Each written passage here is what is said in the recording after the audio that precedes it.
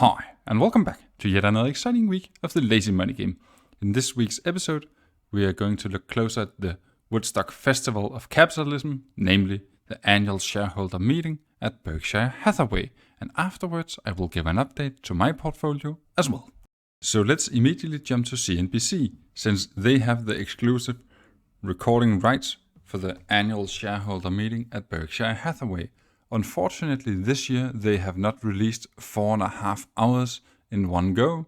You can only see bits and pieces, meaning shorter clips of a couple of minutes, but nonetheless I still believe that it is worth the time going through some of the conclusions in these clips.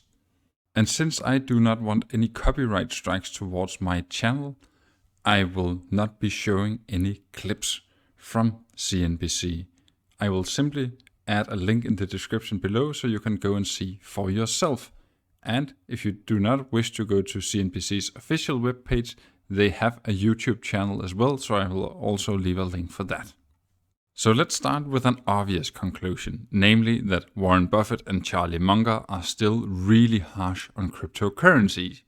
Or as Warren Buffett phrased it, I probably shouldn't take any questions related to this topic, since I still do not believe that they hold any material value. And then he spends more than 6 minutes explaining why he believed that the value is zero.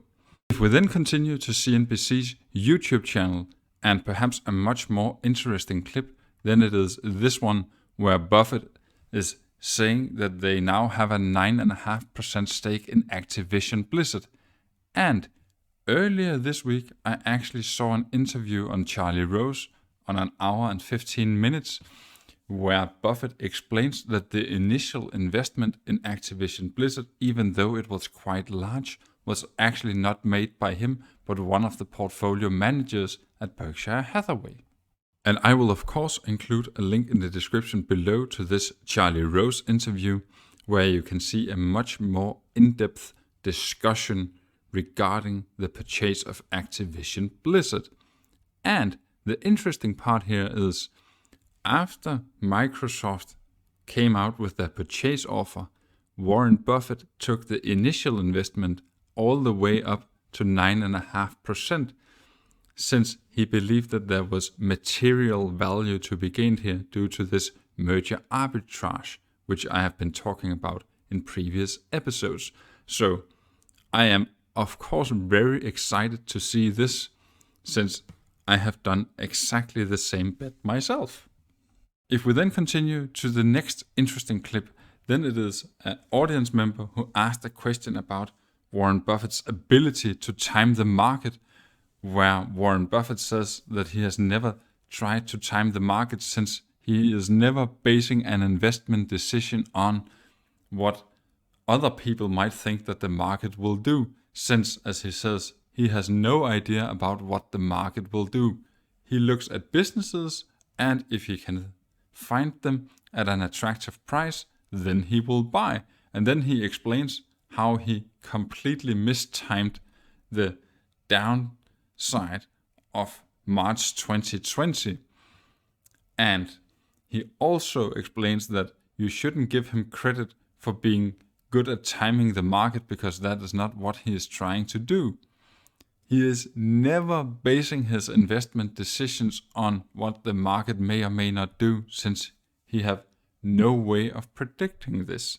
So I think that is really a key lesson to learn here. When you are evaluating businesses, if you find something at an attractive price, then buy, no matter what you think that the market will do. It just so happens that if great businesses are for sale, well, typically that's not the worst time to be buying them. So in an episode like this, I could also have focused on how Amazon came out with their quarterly result and how they have dropped close to 14% within this week. I mean, there has been so many news items out this week, so it was hard to choose. But since I truly am a fan of Berkshire Hathaway, I wouldn't miss the Woodstock of capitalism. So I thought that was the best thing to show. But I mean, if you take a look at how the stock market has been performing over the week, you can see that the S&P is down 2.9% for the week. So here I once again try to remind myself of the words of Buffett saying, if you are a net buyer of stocks, then you should be happy when stocks are falling, since that means that you get more for your money. And with those words, let's take a look at my portfolio and see how it has performed over the week.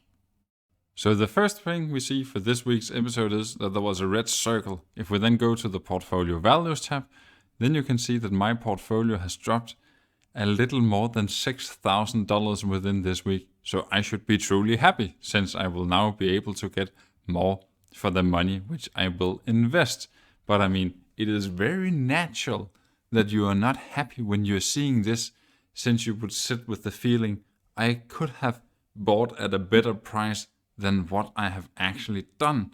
But I mean, you will not get anywhere by doing so. That is why I think it is so key to remind myself about the words from Buffett. The next thing you will notice is that I still haven't done any new investments. And if we continue to the dividends tab, well, the month has closed, and as I said last Sunday, I didn't expect to receive any new dividends, and I didn't. So $469 is my total dividends for April. So we are on a good start for this quarter, a little better than last quarter, since I have gotten $1.53 more. So not a lot of difference, but a little difference. And if we go to the overview arc here and scroll all the way to the top, just so you can see how each individual company has been performing, well, it is pretty clear that Apple currently is trading down, since they are far lower than their all-time high of 170. But perhaps much more interesting is the fact that Activision Blizzard is trading below $76. So if you still believe in the hypothesis that Microsoft will buy Activision Blizzard and will be allowed to do so, and buying them for $95 per share sometime during 2023, well, then I will be very tempted to add more money into this investment, since I still believe that this is a better than average market returns. But whether or not it holds true, we simply have to wait and see. The only thing that I can say is I very clearly believe that Microsoft will be allowed to buy. Otherwise, I wouldn't have invested more than $24,000 into this and have it as my biggest position in my portfolio. And this actually sums it up for yet another exciting week of the Lazy Money Game.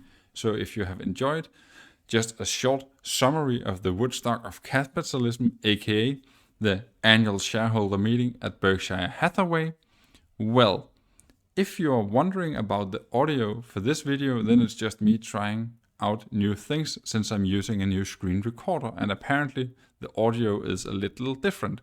And if you have made it all the way to the end of the video, I really hope that you will consider leaving a like. It really helps out the channel a lot. And until I see you next time, bye!